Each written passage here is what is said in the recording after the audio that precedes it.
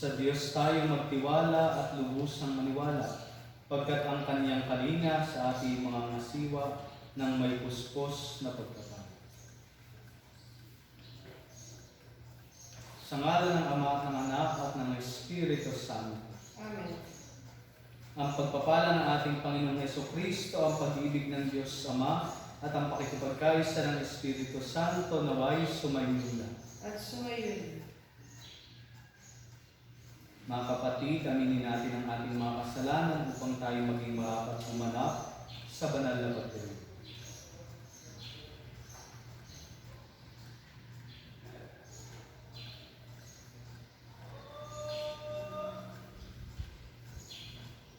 Sinugong tagapagpagaling sa mga nagsisisi, Panginoon, kaawaan mo. Panginoon, kaawaan mo.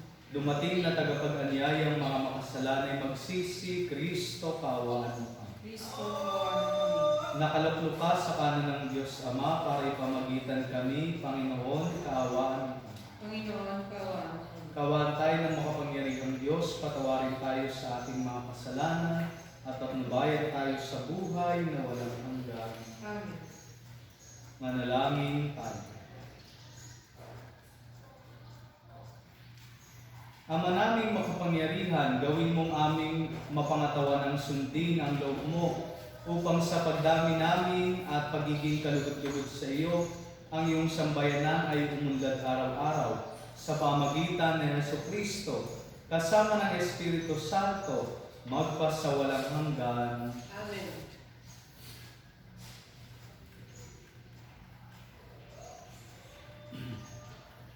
Pagbasa mula sa aklat ng mga bilang.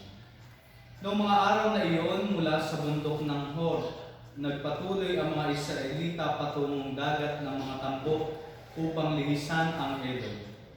Dahil dito nainip sila sa pasikot-sikot na paglalakbay na iyon, nagreklamo sila kay Moises. Inalis mo ba kami sa Ehipto para patayin sa ilang na ito? Wala kaming makain ni mainom. Sawa na kami sa walang kwentang pagkain ito. Dahil dito sila'y pinadalhan ng Panginoon ng makamandag na ahas, at sino mang matukan niyon ay namamatay. Kaya lumapit sila kay Moises, sinabi nila, nagkasala kami sa Panginoon at sa iyo. Idalangin mo sa kanyang paalisin ang mga ahas na ito. Dumalangin nga si Moises at ganito ang sagot sa kanya ng Panginoon. Gumawa ka ng isang ahas na tanso, ilagay mo iyon sa dulo ng isang itim. At sino mang natuklaw ng ahas na tumingin doon ay hindi mamamatay. Gayon nga ang ginawa ni Moises. Mula noon, lahat ng matuklaw ng ahas, ngunit tumingin sa ahas na tanso ay hindi namamatay. Ang salita ng Diyos. Salamat sa Diyos. Dinggin mo ang aking dasal, pagsamo ko'y paunlakan. Dinggin mo ang aking dasal, pagsama ko ay paunlakan. Dinggin mo, O Poon, ang aking dalangin, lingapin mo ako sa aking pagdaing. O huwag ka sanang magpubli sa akin, lalo sa panahong may dusa at hilain. Pag ako'y tumawag, ako'y iyong dinggin, sa sandaling iyo'y agad mong sagutin. Dinggin mo ang aking dasal, pagsama ko ay paunlakan. Ang lahat ng bansa sa Poon ay takot maging mga hari sa buong sansinuko. Kung iyong itayong pamuli ang Siyon, ikaw ay magmahayag doon, Panginoon. Dahil ng mahirap ay iyong diringgin, di mo tatanggihan ang kanilang daig. Dinggin mo ang aking dasal, pagsama ko ay paunlakan. Ito'y matitik upang matunghayan ng sunod na lahing di pa dumaratal. Ikaw nga, O Poon, ay papurihan. Mula sa itaas, luklukan mong banal, ang lahat sa lupa iyong minamasdan, iyong dinirinig ang pagtatagbuyan ng mga bilanggong, ang hatol ay bitay upang palayain sa hirap na taglan. Dinggin mo ang aking dasal, pagsama ko ay paunlakan. Ang butil na ipinunla ay ang banal na salita, paghahasik ay ginawa ng poong burong dakila upang tanay sumagan. Sumainyo ang Panginoon, At sumayon. ang mabuting balita ng Panginoon ayon kay San Juan. Papuri sa iyo, Panginoon. Noong panahong iyon, sinabi ni Jesus sa mga Pariseo, "Ako'y yayaon. Hahanapin ninyo ako, ngunit mamamatay kayo sa inyong mga kasalanan. Hindi kayo makapupunta sa paroroonan ko." Sinabi ng mga Hudyo, "Magpapakamatay kaya siya, kaya sinasabing, hindi kayo makakapunta sa paroroonan ko?" Sumagot si Jesus, "Kayo'y taga-ibaba, ako'y taga-itaas. Kayo'y taga-sanlibutan ito, ako'y hindi. Kaya sinabi ko sa inyo na mamamatay kayo sa inyong mga kasalanan. Mamamatay nga kayo sa inyong mga kasalanan kung hindi kayo maniniwalang ako'y si Ako nga. Ako'y yaong sinasabi ko na sa inyo mula pa noong una.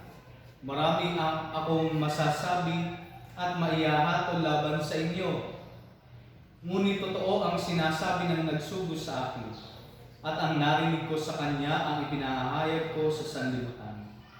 Hindi nila nauunawaan na siya ay nagsasalita tungkol sa Ama. Kaya't sinabi ni Jesus, "Kapag naitaas na ninyo ang Anak ng Tao, malalaman ninyong ako'y si Ako nga. Wala akong ginagawa sa ganang sarili ko lamang. Nagsasalita ako yaon ayon sa itinuturo sa akin ng Ama. At kasama ko ang nagsugo sa akin.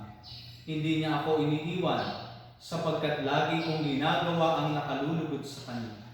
Marami sa nakarinig nito ang naniwala sa Kanya." Ang mabuting balita ng Panginoon. Pinupuri ka namin yung Panginoon sa Kristo. Magandang umaga po sa ating lahat. Ngayon ay Martes sa ika-5 linggo ng Kwaresma. Emmanuel, kasama natin ang Diyos. Ang katotohanan ito ay hindi lamang buhay sa panahon ng Kapaskuhan, kundi higit sa lahat sa mga panahon na nakakaranas tayo ng mga pagsubok at paghihirap. Sa gitna ng ating kapighatian at hirap, ang Diyos ay kasama natin. Bagamat hindi tayo tapat, nananatili pa rin tapat ang Panginoong Diyos sa atin.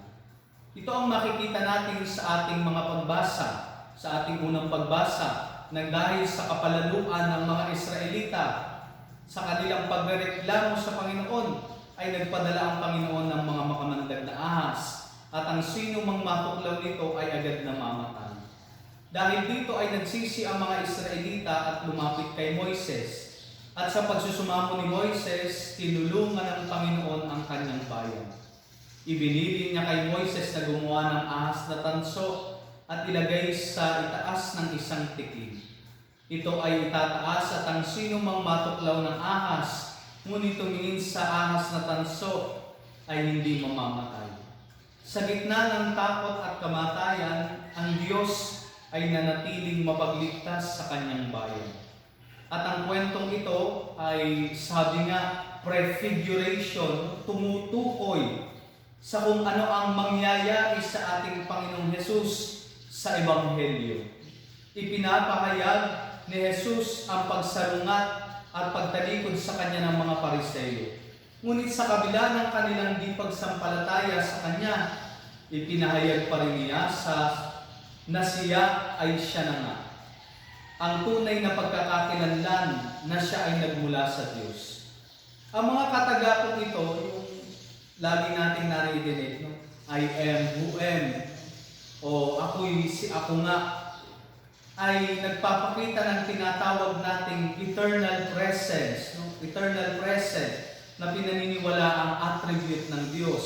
Dahil ang Diyos ay hindi nagbabago sa kahit anumang panahon at pagkakataon. Ang kanyang pangako na iligtas ang sanlibutan ay nananatili kahit na matigas ang puso at kulang sa pagsampalataya ang sanlibutan ito. Kaya naman ipinahayag ni Jesus na sila nga ay mamamatay dahil sa kanilang kasalanan. Subalit ang tanging gamot upang sila ay mabuhay ay walang iba kundi ang pagsampalataya kay Jesus na kinalaunan ay ipapako sa krus. Kung paanong ang mga Israelita ay nakaligtas sa kamatayan sa pagtingin sa tansong ahas na nasa tikin, ang mga makasalanan naman ay maliligtas sa pagsampalataya kay Kristong nakapako sa krus. At ito ang nananatiling paalala sa atin ng Panginoon, lalong-lalo na sa panahon ito ng pandemya. Ipinapaalala sa atin ng Diyos na kung paano si Jesus ay nakasama natin at namatay para sa atin. Kasama rin natin siya sa mga panahon ito na ating nararanasan. Walang kamatayan sa isang taong nananatiling nakatingin ng may pananalig kay Jesus na nakapako sa krus. Makita nawa natin ang lahat ng ito bilang biyaya na ginamit ng Diyos ang pagkakataong ito upang ilapit tayo sa Kanya. Katulad ng naranasan ng mga Israelita sa ating unang pagbasa, na natakot mamatay kung kaya't humingi sila ng tawad at nagbagong buhay.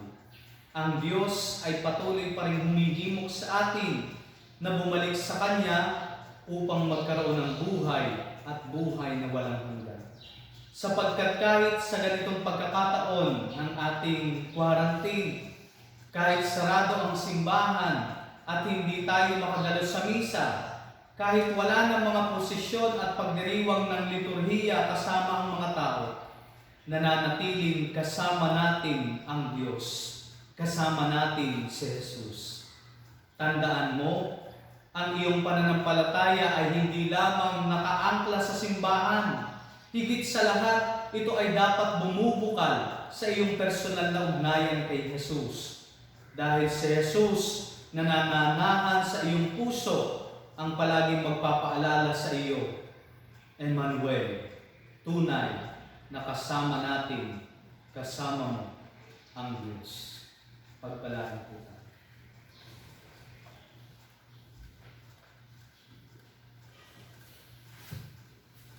Oratio Imperata.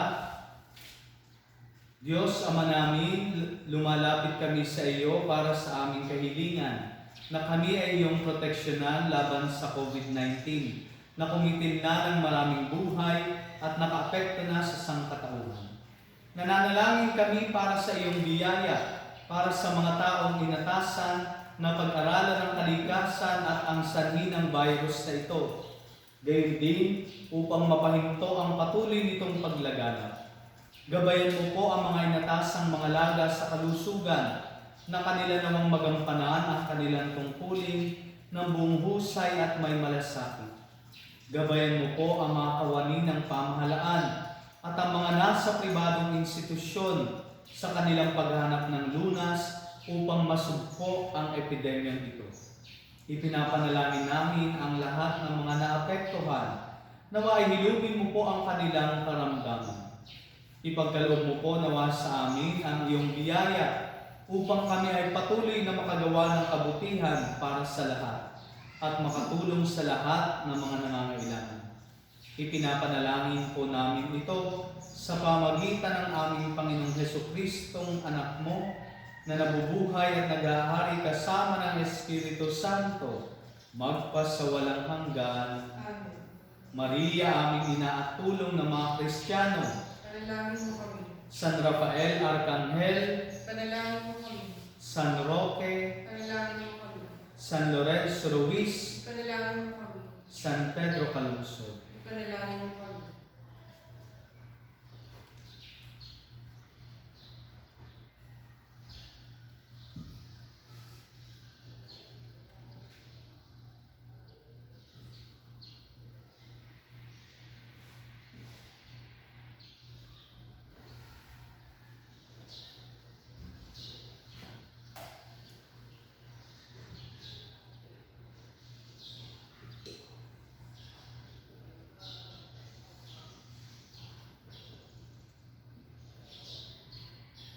Puri-puri ka, Diyos sa mong lumikha sa sanlibutan, sa iyong kagandahang loob. Narito ang aming mayaalay.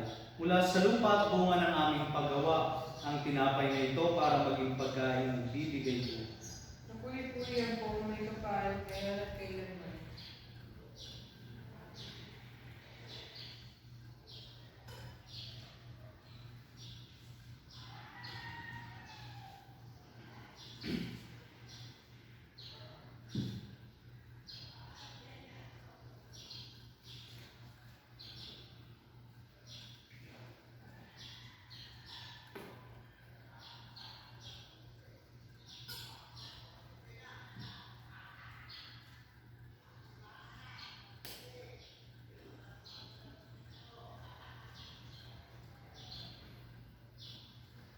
Puri-puri ka, Diyos sa mga lumikha sa sanlibutan. Sa iyong kagandaang loob, narito ang aming maiaalay. Mula sa katas ng ubas at bunga ng aming paggawa, ng alak na ito para maging inuming nagbibigay ng iyong Espiritu. Napuri-puri ang pumuhay kapal, ngayon at kailanman.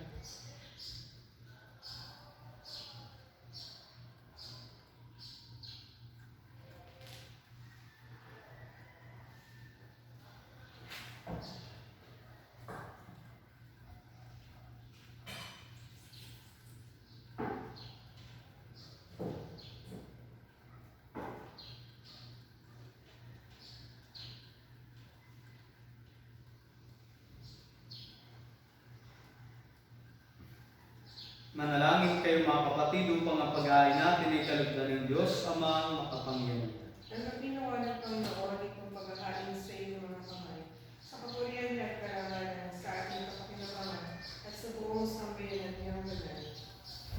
Ama naming lumikha sa paghahay namin ng mga alay upang ipagdiwang ang iyong banal na tipan.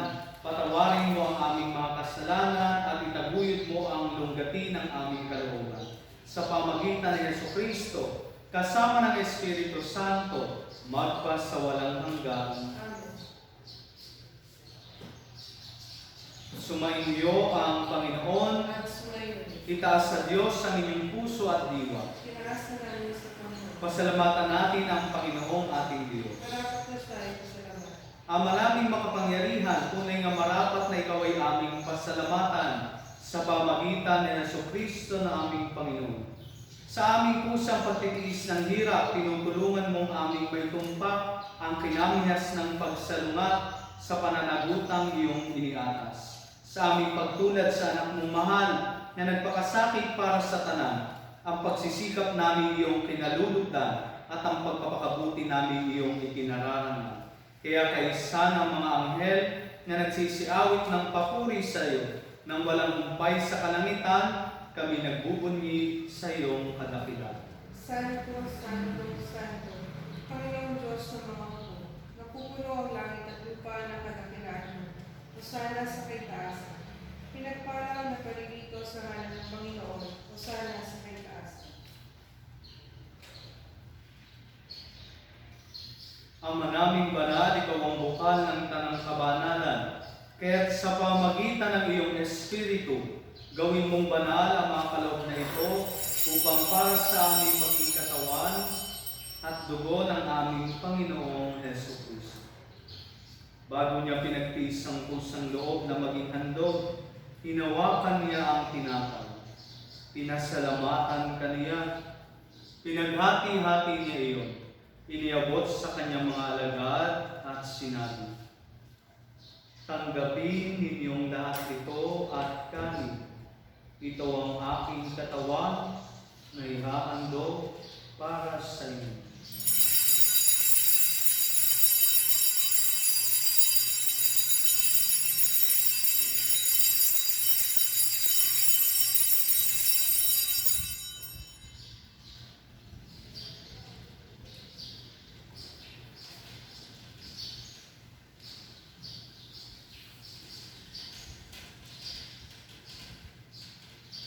Gayon din naman noong matapos ang hapunan, hinawakan niya ang kalis.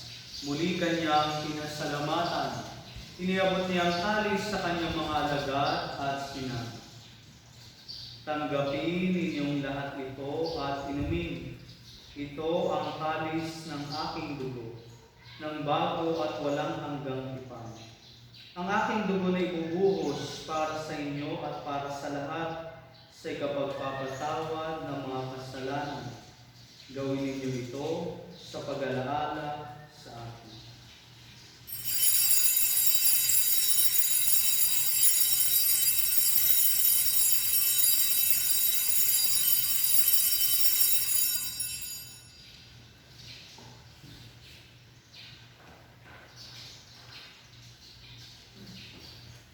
Ipagbunyi natin ang misteryo ng pananampalataya. Si Kristo'y namatay, si Kristo'y nabuhay, si Kristo'y babalik sa wakas ng panahon.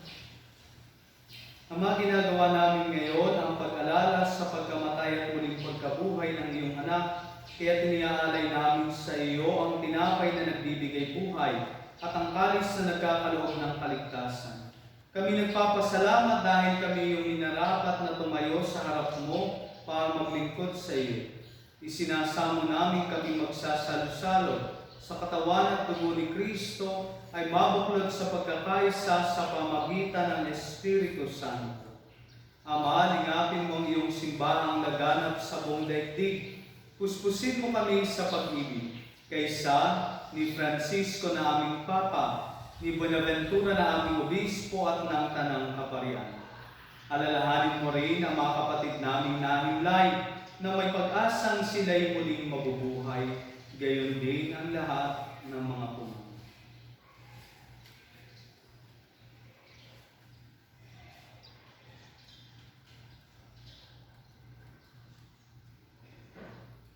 Kaawaan mo sila at patuloyin sa iyong kaliwanagan. Kaawaan mo at pagindapatin kaming lahat na makasalo sa iyong buhay na walang bakas. Kaysa ng mahal na Birheng Maria, ang ina ng Diyos. Kaysa ni San Jose ang kanyang kalinis-linis ang esposo. Kaysa ng mga apostol ni San Santiago ng ating patron at ng lahat ng mga banal na namuhay dito sa daigdig ng kalugod-lugod sa iyo. May pagdiwang nawa namin ang pagpupuri sa ikararangal mo sa pamagitan ng iyong anak na aming Panginoong Jesucristo. Sa pamagitan ni Kristo, kasama niya at sa Kanya, ang lahat ng parangal at papuri ay sa iyo. Diyos amang makapangyarihan, kasama ng Espiritu Santo, magpa sa walang hanggan. Amen. Sa tagubili ng mga nakagagaling na utos sa turo ni Jesus na Panginoon natin at Diyos, ipahayag natin na ang lakas loob. Ama namin, Ang sumasalangit ka sa magbagin ng ngalan mo, mapat sa amin ang kaharian mo, sundin ang loob mo dito sa lupa para ng sa langit. Bigyan mo kami ngayon ng aming kakanin sa araw-araw, at patawarin mo kami sa aming mga sala, para ng pagpapatawad namin sa mga nagkakasala sa amin. At huwag mo kami ipahintulot sa tukso at iadiyang kami sa lahat ng masama. Hinihiling namin kami iadya sa lahat ng masama, pagkalooban ng kapayapaan araw-araw, iligtas sa kasalanan at ilayo sa lahat ng kapahamakan. Samantalang aming pinananabikan ang dakilang araw ng pagpapahayag ng tagapagligtas namin si Jesucristo. sapagkat iyo ang kaharian at ang kapangyarihan at ang kapurihan magpakailanman. Amen. Panginoong Jesucristo, sinabi mo sa iyong mga apostol, kapayapaan ang iniiwan ko sa inyo. Ang aking kapayapaan ang ibinibigay ko sa inyo. Tunghayan mo ang aming pananampalataya at huwag ang aming mga pagkakasala. Pagkalooban mo kami ng kapayapaan at pagkakaisa ayon sa iyong kalooban, kasama ng Espiritu Santo, magpasawalang hanggan. Amen. Ang kapayapaan ng Panginoon ay laging sumainyo. At sumayon. Magbigay kayo ng kapayapaan sa isa't isa.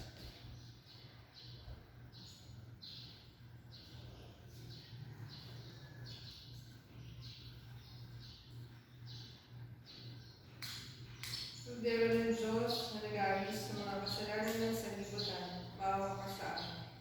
Kordero ng Diyos na nag-aalis ng mga kasalanan ng sanlibutan, maawa ka sa amin.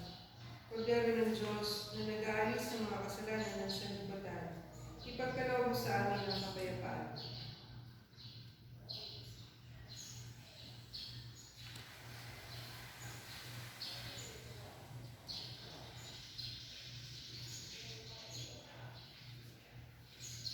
Ito ang kordero ng Diyos. Ito ang nag-aalis ng mga kasalanan ng sanlibutan. Mapalad ang mga inaanyayahan sa kanyang piging. Panginoon, hindi ako karapat-dapat na magtutuloy sa iyo. Ngunit sa isang salita mo lamang ay gagaling na ako.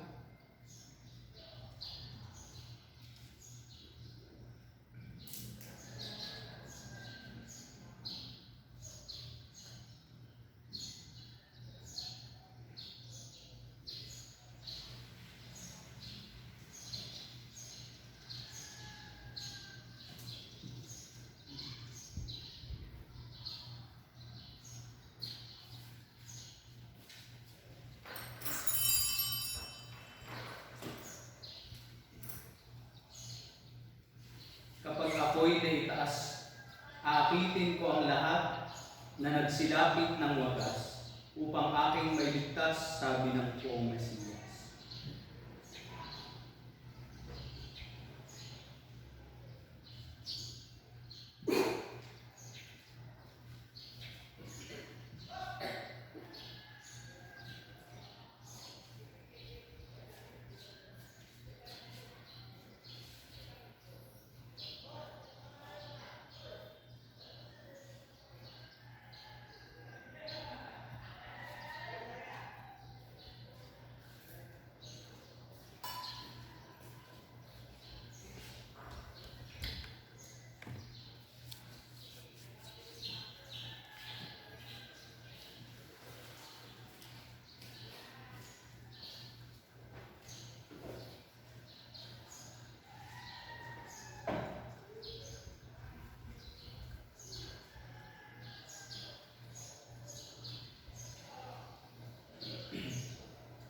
Manalangin tayo. Ama naming mapagmahal, kaming pinadulog mo sa banal na pakikinabang, ay marapatin mo na laging makasalo sa iyong mga bigay sa pamagitan ng Jesucristo, kasama ng Espiritu Santo, magpasawalang hanggan. Amen.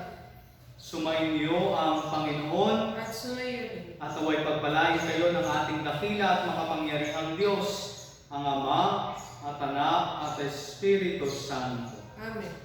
Ang misa ay naialay na, umayo kayong mapayapa. Salamat sa Diyos.